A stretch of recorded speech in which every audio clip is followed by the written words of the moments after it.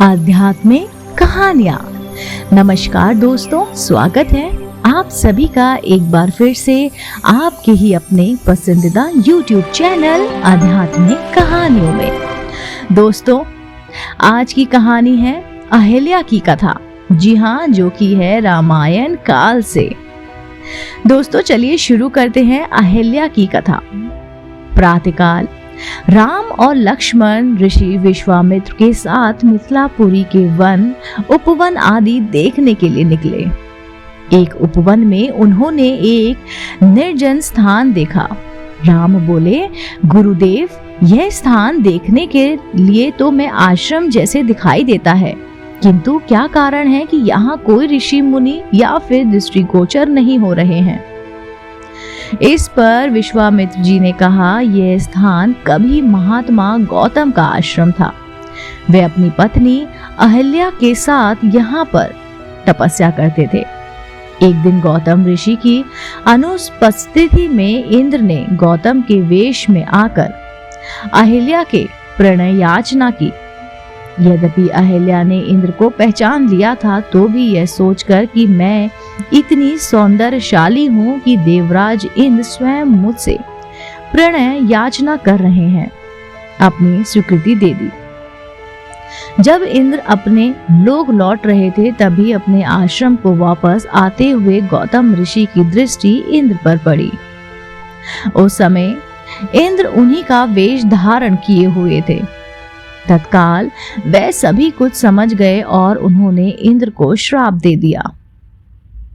इसके बाद उन्होंने अपनी पत्नी को शाप दिया कि रे दुचारणी, तू हजारों वर्ष तक केवल हवा पीकर कष्ट उठाती हुई यहाँ राख में पड़ी रहे। जब राम इस वन में प्रवेश करेंगे, तभी उनकी कृपा से तेरा उद्धार होगा। तभी तू अपना पूर्व शरीर धारण करके मेरे पास आ सकेगी।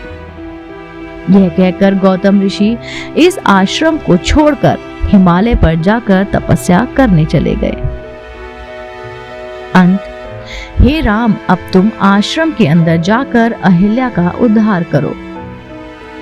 विश्वामित्र जी की आज्ञा पाकर वे दोनों भाई आश्रम के भीतर प्रविष्ट हुए। वहां तपस्यारत अहिल्या कहीं दिखाई नहीं दे रही थी। केवल उसका तेज संपूर्ण वातावरण में व्याप्त हो रहा था। जब अहिल्या की दृष्टि राम पर पड़ी, तो उसके पवित्र दर्शन पाकर वह एक बार फिर सुंदर नारी के रूप में दिखाई देने लगी। नारी के रूप में अहिल्या को सम्मुख पाकर राम और लक्ष्मण ने श्रद्धा पूर्वक उनके चरण स्पर्श किए।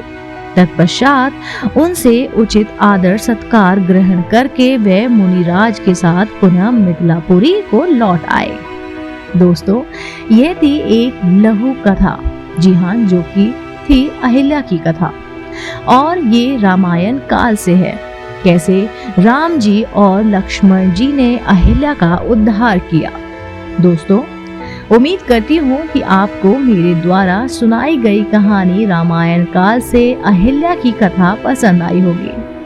अगर आप ऐसी ही धार्मिक और पौराणिक कहानी कथाएं सुनना पसंद करते हैं, तो आप मेरे चैनल आध्यात्मिक कहानी को तुरंत लाइक कीजिए, शेयर कीजिए और सब्सक्राइब करना बिल्कुल ना भूलिए। मैं आपके समक्ष ऐसी ही धार्मिक और पौराणिक कहानी कथाएं लेकर आती रहूंगी। आप देख रहे थे आपका अपना पसंदीदा YouTube चैनल आध्यात्मिक कहानियाँ।